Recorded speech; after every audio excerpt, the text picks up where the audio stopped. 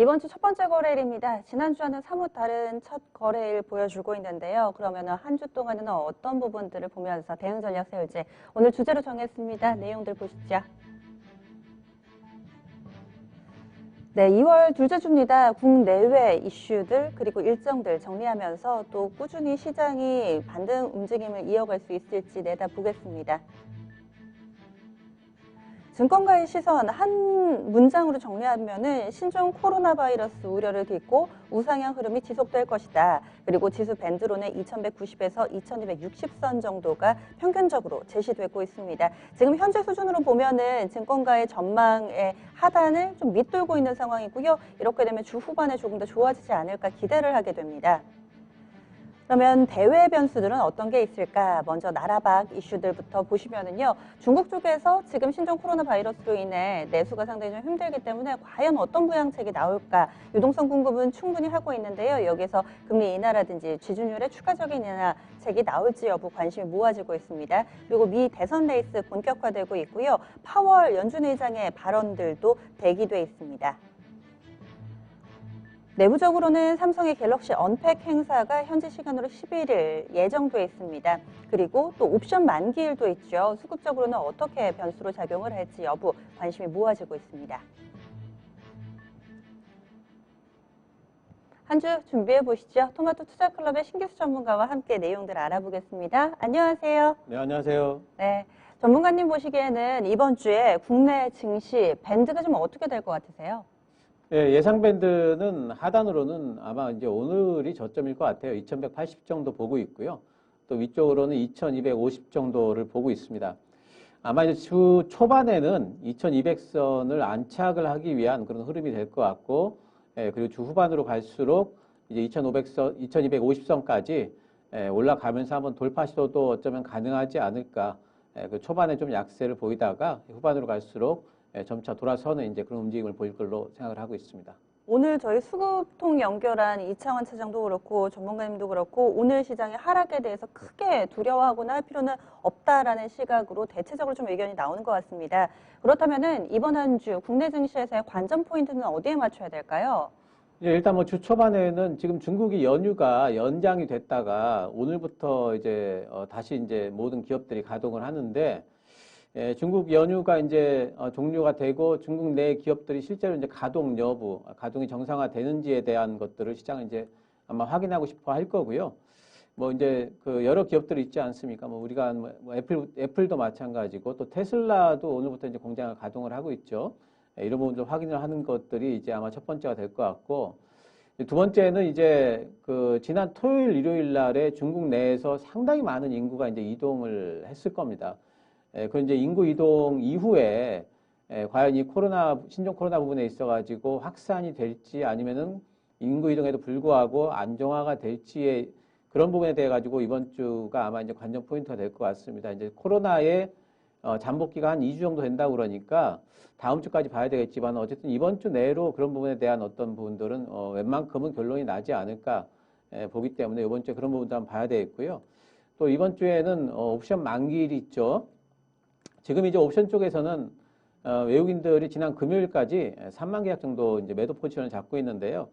이게 거의 이제 하방에 뭐 전저점 부분까지 이제 와 있는 부분이기 때문에 이 부분은 또 뭐냐면은 일종의 이제 그 이번 신종 코로나 건 때문에 해칭을 그런 이제 포지션을 취했다 이렇게 볼 수가 있는데 이 부분이 청산이 되면서 오히려 뭔가 좀 매수 포지션 쪽으로 돌아서게 된다면은 그러면은 우리 시장에 상당히 이제 분위기 전환이 될 수 있는 긍정적인 쪽으로 그런 계기가 될 수 있을 것 같기 때문에 이번 옵션 만기일 그런 부분으로 한번 좀 주목해 보고 있고요. 예, 기대도 또 가지고 있는 그런 이제 옵션 만기주가 되겠습니다.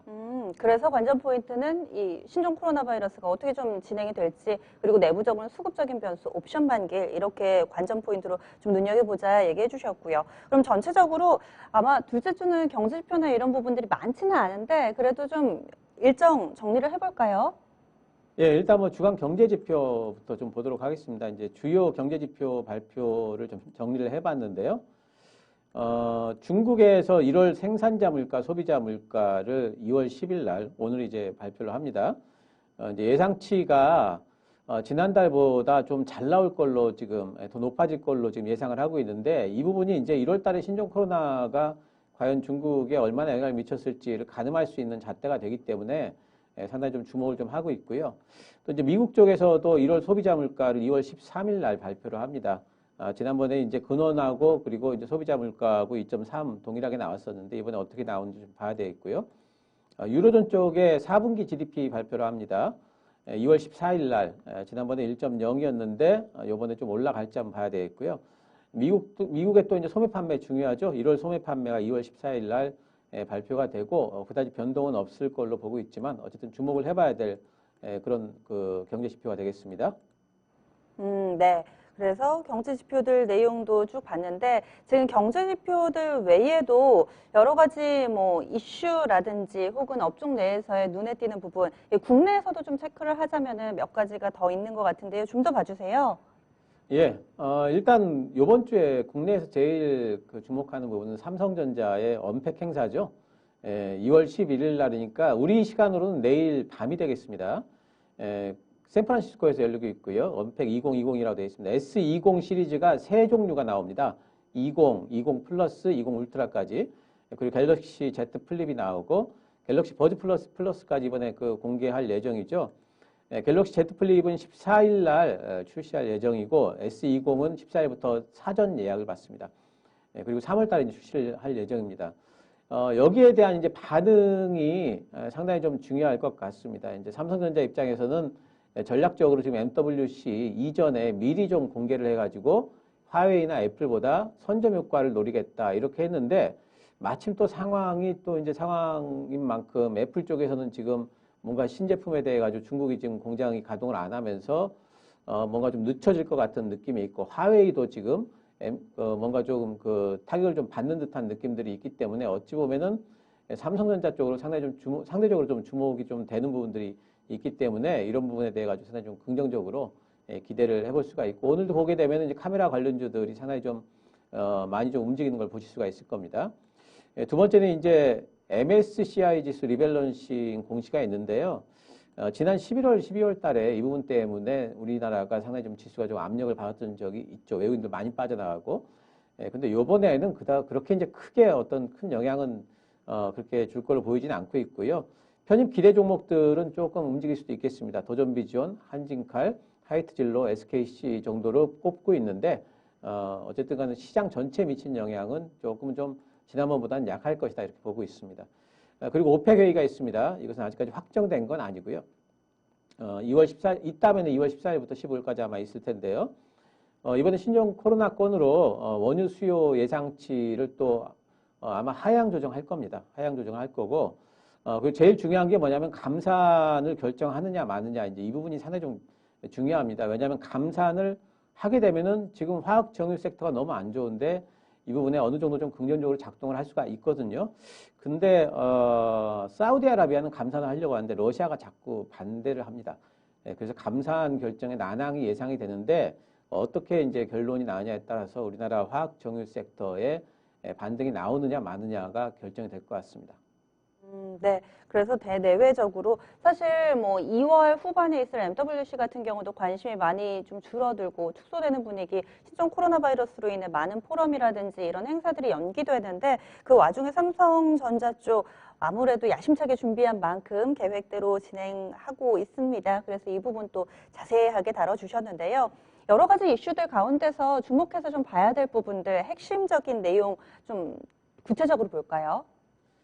예, 방금 이제 그 건건이나 한번 좀 봤고요. 이제 시장에서 제일 이제 핵심적으로 보는 부분은 코로나 영향 때문에 이제 유동성 공급이 계속 될까에 대한 부분들, 이런 부분들이 관심이 있고, 그거랑 또 연관돼 가지고 유동성 공급이 되면은 아마 우리 증시가 연고점을 또 돌파될 텐데 그런 것들이 가능할까? 아마 이런 부분들을 이제 주목해서 볼 것 같습니다. 유동성 공급은 이제 전반적으로 결론부터 말씀드린다면은 이제 공급이 될 걸로 그렇게 기대를 하고 있습니다. 중국도 그렇게 안 할 수가 없고 S&P 쪽에서는 중국의 그 경제 성장률을 지금 5.0까지 지금 하향 조정했죠. 그런 부분들도 있고 우리나라도 지금 1분기 경제 성장률이 지금 하향 조정된 부분이 있고 그렇기 때문에 우리나라도 금리 인하를 지금 기대를 하고 있고 뭐 중국 쪽에서도 유동성 공급은 계속될 걸로 기대를 하고 있습니다. 표를 좀 준비했는데요. 글로벌 유동성과 관련된 부분입니다. 글로벌 유동성과 이제 수출 환경이라는 표를 좀 준비를 했는데, 지금 보시면 회색 부분이 글로벌 수출이고요. 그리고 이제 녹색 부분이 글로벌 유동성을 나타냅니다. 수출은 아직까지 회복이 안 됐습니다.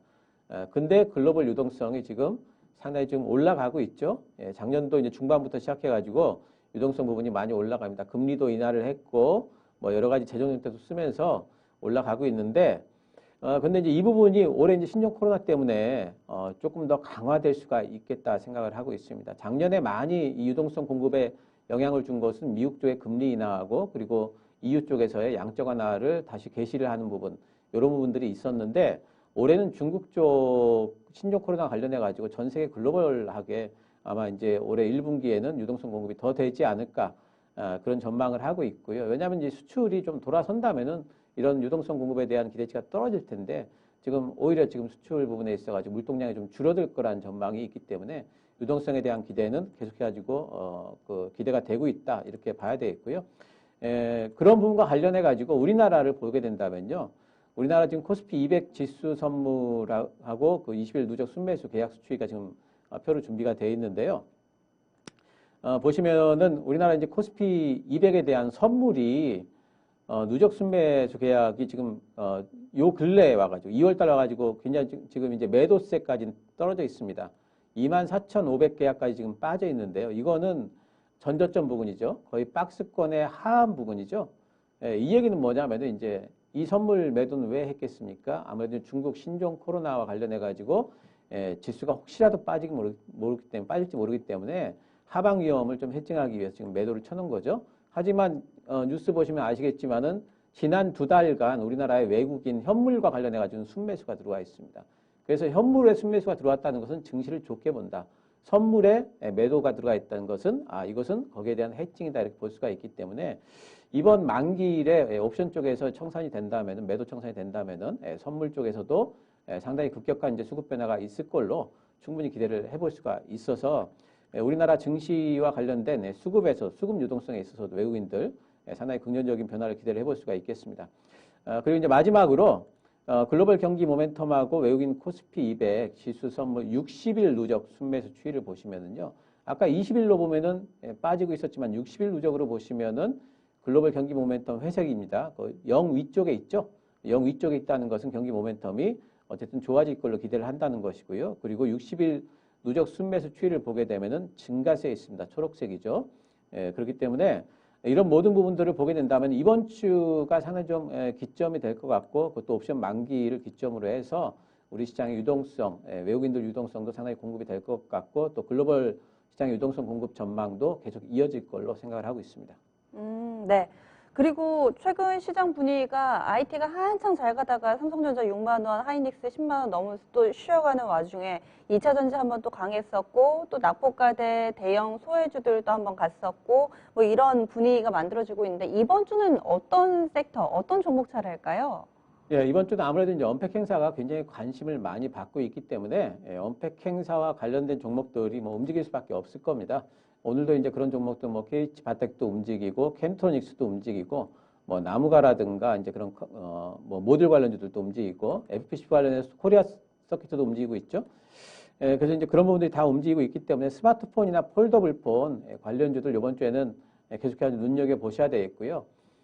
두 번째로 좀 관심을 가질 만한 섹터는 어디냐면은 지금 테슬라가 지난번에 급등을 하다가 중국 공장 가동 중단권으로 이제 조정을 좀 받고 있는 상태인데 중국이 오늘 이제 제대로 가동이 된다는 소식이 좀 들리면서 반등이 나올 걸로 봅니다.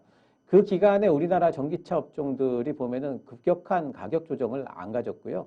옆으로 횡보하면서 어느 정도 완만한 기간 조정 형태로 움직였거든요. 이 얘기는 뭐냐면 아직 매이가 안 빠지고 있고 테슬라가 반등이 나올 때 우리나라 전기차 관련주들은 더 세게 반등이 나올 수 있는 그런 여지가 아직까지 남아있다, 상방이 많이 열려있다 보이기 때문에 전기차 쪽도 관심을 좀 가져보셨으면 좋겠습니다. IT, 전기차 이쪽 보고 계시네요. 그러면 전체적으로 투자 전략을 세울 때 주 초반보다 후반이 더 강해질 거라면은 지금 또 매수 기회로 활용해 볼 수 있는지 그리고 종목 들고 계시는 분들은 계속해서 그냥 홀딩을 하면 되는지 이런 투자 전략도 좀 알려주세요. 예, 뭐 일단 뭐 웬만한 종목은 다 홀딩을 하셔도 됩니다. 지금은 웬만한 종목 홀딩을 하셔도 되는데 조금 더 이제 시장과 다른 차별화된 어떤 성과를 내기 위해서는 일단 저평가 성장주라고 제가 표현을 했습니다. 성장주를 찾으셔야 돼요. 그리고 성장주 중에서도 비싸지 않은, 아직까지 많이 밸류가 높지 않은 그런 종목들 찾아보셔야 되겠고요. 두 번째는 지금 4분기 실적 구간인데, 발표 구간인데, 실적 발표 후에 반등 나오는 종목들이 그렇게나 많습니다. 그러니까 4분기 실적 발표 후에 반등이 나올 종목들을 한번 노려보시는 거, 특히나 IT 쪽에 지난 4분기 그 실적이 안 좋은 종목들이 상당히 많거든요. 근데 요번 해에 턴어라운드 될 종목들이 많기 때문에 그런 쪽에서 한번 찾아보시면 좋겠고요. 지금 이제 코로나 피해주들이 조금 더 빠르게 반등이 나올 수 있는 여지가 있을 것 같아요. 특히 오늘 내일 지나면서 중국 쪽에서 공장들이 제대로 가동이 된다는 소식이 들리기 시작하면은 그동안 피해주로 불렸던 중국 소비주들 반등 빠르게 나오는지 한번 관심 가져볼 필요가 있겠습니다. 네, 알겠습니다. 자세한 말씀 고맙습니다. 감사합니다.